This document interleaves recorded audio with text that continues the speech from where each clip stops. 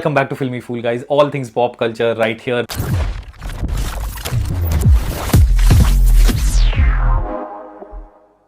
This is me talking about another film that I've just seen.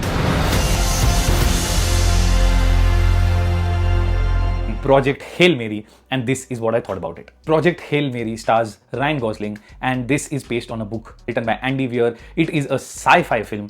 Andy Weir is the same guy who's written The Martian, which was also a fabulous film starring Matt Damon. I have read the book about 3 years ago, 4 years ago, whenever the book came out. I don't exactly remember, but this is one of the finest science fiction books that I've read in my life. For me, this book is 5 out of 5 stars. If you go ahead and look at my Goodreads, that's what it would say. Bringing all of this to the film was always going to be a challenge. I thought it's going to be impossible. Ryan Gosling plays Dr. Ryland Grace. State your name. Ryland Grace. I just woke up from a coma. He is a school teacher. Sandra Hüller also stars in this, and she plays Eva Stratt. She is the head of Project Hail Mary. I need you to come with us.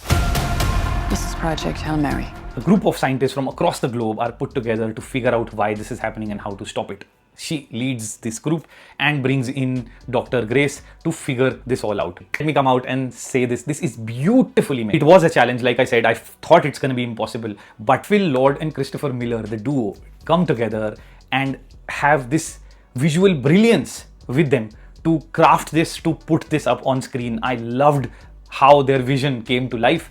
Yes, a lot of credit goes to Andy Weir to write this beautiful story, but it was one thing to write this. It was such a challenge to bring this to life. And when you listen to any of the interviews, you will realize that there is absolutely no green screen used. The entire spacecraft is created so that there is a physicality to the set, and Ryan is able to feel, touch everything that's around him and what's happening to his surroundings. Overall, from the standpoint of art direction, cinematography and direction, this is absolutely genius stuff.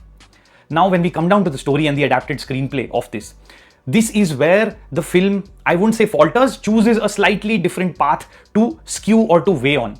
The book largely is a story of still Dr. Grace and another character, and it is very much in the balance of Dr. Grace in the way that it is a story of survival and also has an element of friendship in it, a very strong element of friendship. Whereas when the story is told through the visual medium, the choice that's been taken is to skew towards friendship and the bond and less towards the science and the survival of Dr. Grace.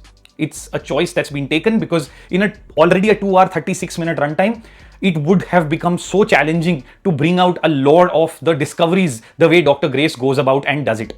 The way Andy Weir writes, as you would have seen if you've read Martian or you've seen Martian, there is a logic. There are science-backed, plausible facts that are used to discover certain things or move the story along for the character. It's very similar in the way he writes Project Hail Mary as well. There is a lot of science-y explanation to every stage of how Dr. Grace and the other character reaches this. Now, on to the other character, which is Rocky. I'm Grace. I'm gonna call you Rocky. And overall, if you've read the book, now that you've seen the film, the only way you're gonna react is amaze, because that's how beautiful this character is. The way it's been envisioned, the way it's been brought to life is exactly how you would visualize Rocky from the book. I loved that about Rocky. The only qualm I had with the entire film was possibly the voice of Rocky. I am Rocky. I like.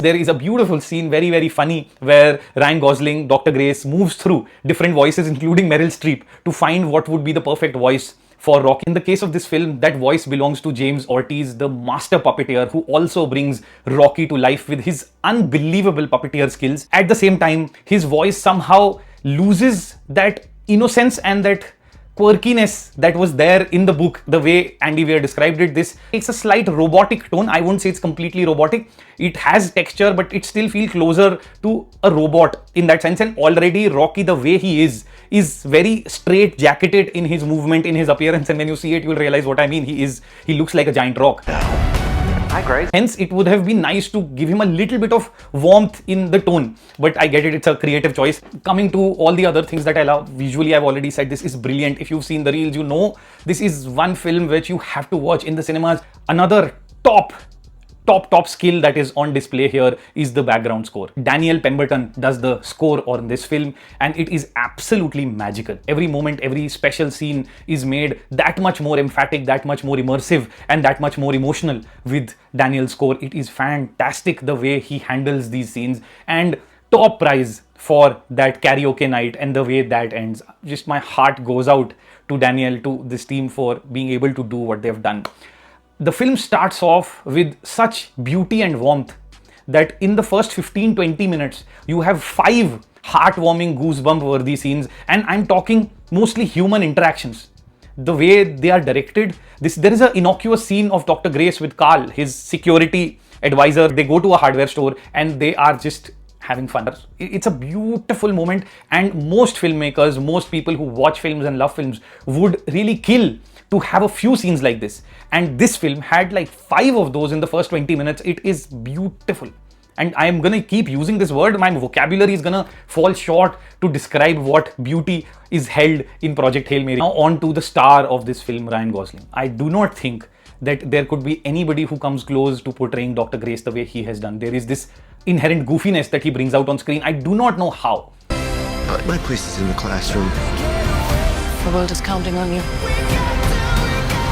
He is just special the way he does this. The entire persona he plays out is beautifully done, is fantastic. He is correct to the T when it comes to playing Dr. Grace on screen. He brings out every little thing about him. I think this is a one-way trip for me. The only aspect where I felt they went slightly overboard was the part of goofiness, maybe, where you eventually start to feel at one point of time where he's fumbling over wires. You feel like, okay, is the fate of the earth really in his hands? Not a very comforting sign. But the fact is that goofiness in the book is balanced with brilliance and how his mind works. So that's one balance that gets skewed towards goofiness. It is hilarious, no doubt. The film, the way it's written, is absolutely funny. From start to finish, there are such hilarious moments. The fact is that this brilliance is so hard to portray because they've gone with friendship as the core texture or tone on this film, and hence science takes a slightly back seat. If you do not show him using his brilliant mind to discover and in trying to understand why this is happening, it's going to be very difficult for you to feed all of that information in. The only saving grace here, or the fact that you can bank on to, is the fact that there was only one scientist sent from Earth for Project Hail Mary, and that was Dr. Grace. So that should tell you how brilliant he is. But then again, you constantly need reminders as viewers, and that is something that was maybe slightly off, I would say. Overall, Project Hail Mary is a must-watch. There is absolutely no question. It is hilarious. It is beautiful. It is magical. Ryan Gosling is an absolute star. The directors, the cinematography, the background score on this film is absolutely brilliant. So there is no reason why you should not be watching this in the biggest screen that's available with the best sound quality that's available in your city. Go watch Project Hail Mary now. If you've read the book and you notice other major differences, do let me know. I know there is another scene at the end which is added, which is not part of the book, but I do not want to give spoilers, and hence I'm steering clear. Do let me know how you found Project Hail Mary. If you've read the book, compare and let me know what else have I missed. This is Filmy Fool signing off, guys. Love the fact that you guys are with me on this journey. Thank you so much for watching. Until next time, take care.